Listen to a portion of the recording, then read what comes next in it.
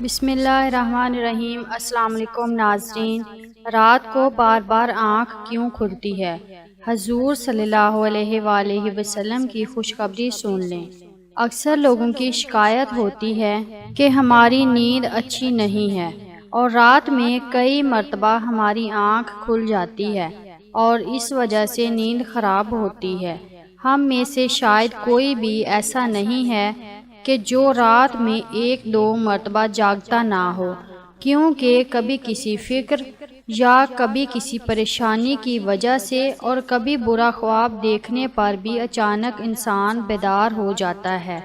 کبھی اس چیز کا مشاہدہ کیا ہے کہ رات 3 سے 5 بجے کے دوران آپ کی عموماً آنکھ کھل جاتی ہے اور اس لمحے کے دوران آپ اچانک سے جاگ جاتے ہیں۔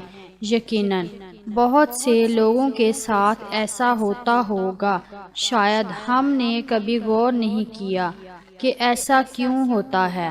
اس ویڈیو میں ہم آپ کو یہی بتائیں گے کہ ایسا کیوں ہوتا ہے، کون ہے جو آپ کو اس وقت نیند سے جگاتا ہے، کون سی وہ مخصوص گھڑی ہے جس سے آپ رات کے وقت جاگ جاتے ہیں، کون اس وقت آپ کو بار بار پکار رہا ہوتا ہے۔ اس کی وجہ اتنی خوبصورت ہے کہ آپ بے اختیار سبحان اللہ کہہ اٹھیں گے۔ دنیا میں ہر امیر و غریب، نیک و بد کو قدرت کے قانون کے تحت دکھوں، غموں اور پریشانیوں سے کسی نہ کسی شکل میں ضرور واسطہ پڑتا ہے اور دنیا مصیبتوں، غموں اور پریشانیوں کا گھر ہے۔ بعض لوگ اولاد کی نافرمانی کی وجہ سے پریشان ہیں، کچھ لوگ مال و اسباب کے ختم ہو جانے پر غم میں ڈوبے رہتے ہیں۔ یعنی انسان کسی نہ کسی فکر یا پریشانی کی وجہ سے نیند کی کمی کا شکار ہوتا ہے اور ان ذہنی پریشانیوں کی وجہ سے رات کو بار بار آنکھ کھلتی رہتی ہے۔ لیکن عموماً ایسا ہوتا ہے کہ رات مخصوص وقت یعنی 3 سے 5 بجے کے دوران ہم اچانک سے جاگ جاتے ہیں اور گرمیوں میں یہ وقت بدل جاتا ہے۔ اس لمحے ہم اچانک جاگ جاتے ہیں۔ یہ صورتحال بہت سے کم لوگوں کے ساتھ پیش آتی ہے۔ یقیناً بہت کم لوگوں کے ساتھ ایسا ہوتا ہوگا، لیکن شاید کبھی آپ نے اس پر غور نہیں کیا ہوگا کہ ایسا کیوں ہوتا ہے۔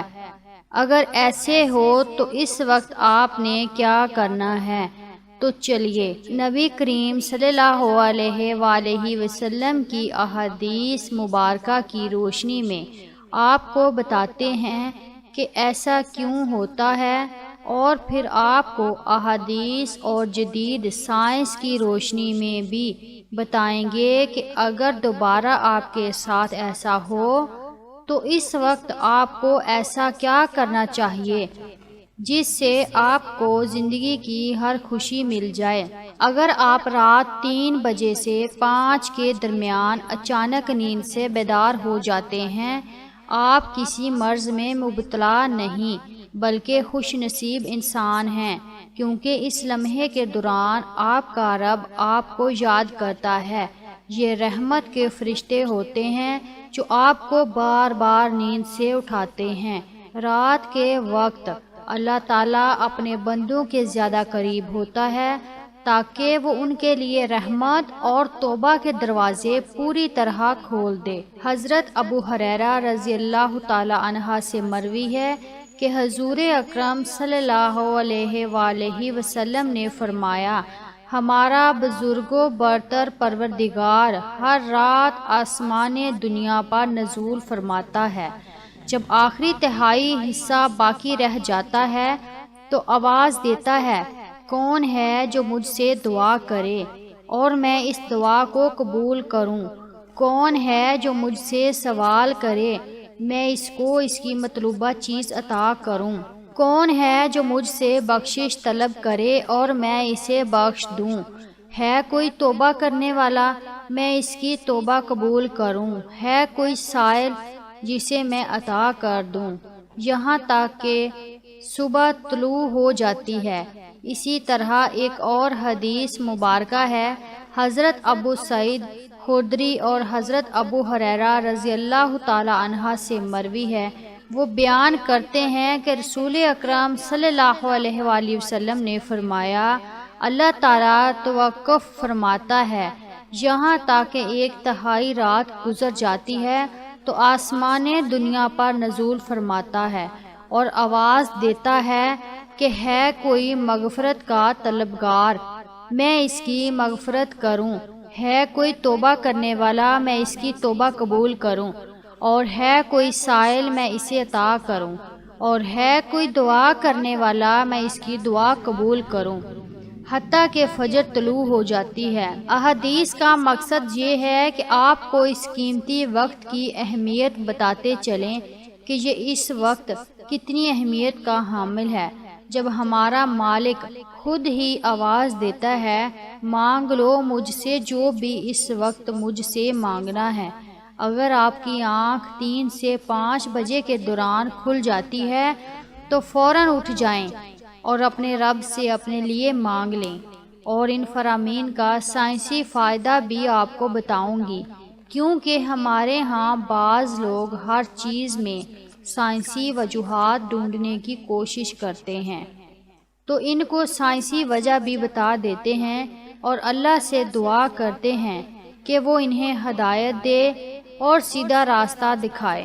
سیدنا عبادہ بن صامت سے روایت ہے کہ انہوں نے نبی اکرم صلی اللہ علیہ وآلہ وسلم کو فرماتے ہوئے سنا، آپ صلی اللہ علیہ وآلہ وسلم نے فرمایا، جو شخص رات کو جاگ اٹھے اور دعا کرے، یا اللہ مجھ کو بخش دے، اس کی دعا قبول ہوگی۔ اگر وضو کرے اور نماز پڑھے تو نماز قبول ہوگی، اور نماز سے مراد تہجد ہے۔ دوسری احادیث سنیے، سیدنا ابو سعید خدری سے روایت کرتے ہیں، نبی اکرم صلی اللہ علیہ وآلہ وسلم کو فرماتے سنا کہ جب تم میں سے کوئی شخص ایسا خواب دیکھے جسے وہ پسند کرتا ہے تو اللہ کی طرف سے ہے، اسے اللہ کا شکر ادا کرنا چاہیے، اور اگر اس کے علاوہ کوئی ایسی چیز دیکھے جسے وہ ناپسند کرتا ہے تو وہ شیطان کی طرف سے ہے، اس کے شر سے پناہ مانگے، اس کا ذکر کسی سے نہ کرے تو وہ اس کو نقصان نہیں پہنچائے گا۔ اکثر لوگ برے خواب بیان کر رہے ہوتے ہیں اور تعبیرات پوچھ رہے ہوتے ہیں، تو اس بات کو ذہن میں رکھیں کہ بہتر ہے کہ آپ برے خوابوں کی تعبیر نہ پوچھیں، اور جب بھی رات کو آنکھ کھلے تو نبی کریم صلی اللہ علیہ وآلہ وسلم کے ان فرامین پر عمل کریں، اپنے رب سے اپنے لیے دعا مانگیں، جو بھی مانگنا ہے مانگ لیں، دل کا سکون، رزق، شادی کی دعا، جائز حاجات، اولاد کی دعا۔ اگر آپ کا بستر سے اٹھنے کو دل نہیں کرتا تو پہلی احادیث مبارکہ پر عمل کر کے 2 سے 5 منٹ کے لیے دعا کریں کہ اللہ مجھ پر اپنی رحمت فرما، اور اس مقدس لمحے سے فائدہ اٹھائیں۔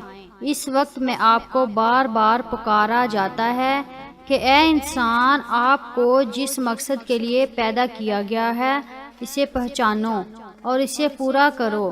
قرآن مجید کی صورت میں اللہ تعالیٰ نے اپنے مومن بندوں کی یہ صفت بیان فرمائی ہے، وہ رات کے وقت تھوڑا عرصہ سویا کرتے تھے اور آخر رات میں مغفرت مانگا کرتے تھے۔ ہر چیز کے پیدا ہونے کا اور پرورش پانے کا ایک خاص موسم ہوتا ہے۔